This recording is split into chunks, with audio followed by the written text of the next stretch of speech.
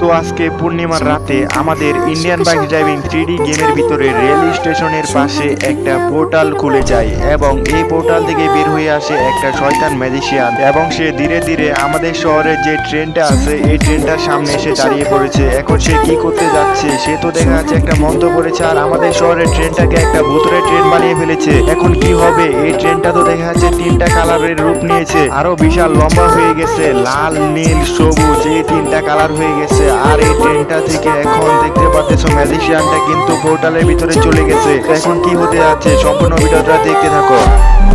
এই তো পৌঁছে গেছি রেল স্টেশনে। আর এক মিনিট, ওইটা কি? ওইটা তো দেখা হচ্ছে একটা পোর্টাল, আর পোর্টাল থেকে তো দেখা হচ্ছে একটা বিশাল বড় ম্যাজিশিয়ান বের হয়েছে। এই ম্যাজিশিয়ানটা কি করতে যাচ্ছে? আমাদের শহরের ট্রেনের সামনে গিয়ে দাঁড়িয়েছে আর একটা জাদু করেছে, আর আমাদের শহরের ট্রেনটাকে তো একটা রাক্ষসী ট্রেন বানিয়ে ফেলেছে। এটা কি হলো আমার সামনে? এটা আমি কি দেখলাম? আমি তো বিশ্বাসই করতে পারতেছি না। আমাদের ট্রেনটা তো একটা বিশাল বড় রাক্ষসী ট্রেন হয়ে গেছে, আর এই ম্যাজিশিয়ানটা তো দেখা যাচ্ছে পালিয়ে গেছে। এটাকে তো আর ধরতে পারলাম না। এটা তো দেখা যাচ্ছে একটা পোর্টাল, আর ওইখানে ট্রেনটা এখন ভূতুরে ট্রেন হয়ে গেছে। আর এটা তো দেখা যাচ্ছে আমাকে খাওয়ার জন্য এদিকে আসতেছে। তাড়াতাড়ি আমাকে এখান থেকে পালাতে হবে। আর এই ট্রেনটা তো আমার কাছাকাছি এসে পড়তেছে। আমাকে কেউ বাঁচাও, আমাকে মেরে ফেললো।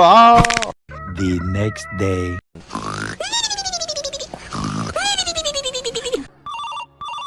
उठाइए ना।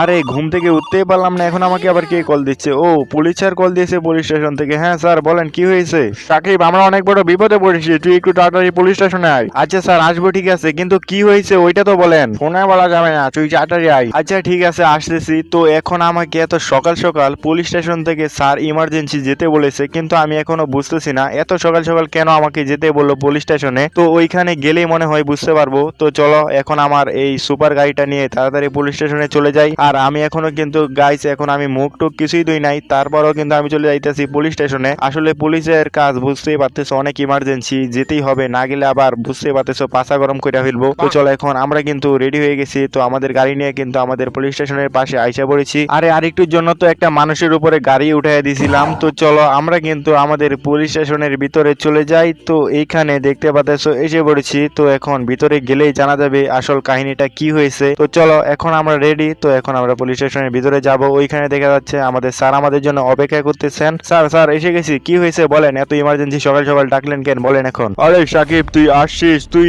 এখন আমাদেরকে বাঁচাতে পারবি সাকিব। আমাদের শহরে যে একটা রেল স্টেশন আসে না, ওই রেল স্টেশনে আমাদের গতকালকে একটা পুলিশকে টাকা পাঠাইছিলাম, ওই পুলিশটা ওইখান থেকে আর ফিরে আসেনি। এখন কি হয়েছে কেউই বুঝতে পারতেছে না। মানুষ বলা বলি করতেছে ভুতুরে ট্রেন নাকি তাকে খেয়ে ফেলেছে। এখন ওই ট্রেনটা পুরো শহরে ঘোরাঘুরি করতেছে। তুই ওই ট্রেনটাকে যেভাবেই হোক মেরে ফেল। আচ্ছা স্যার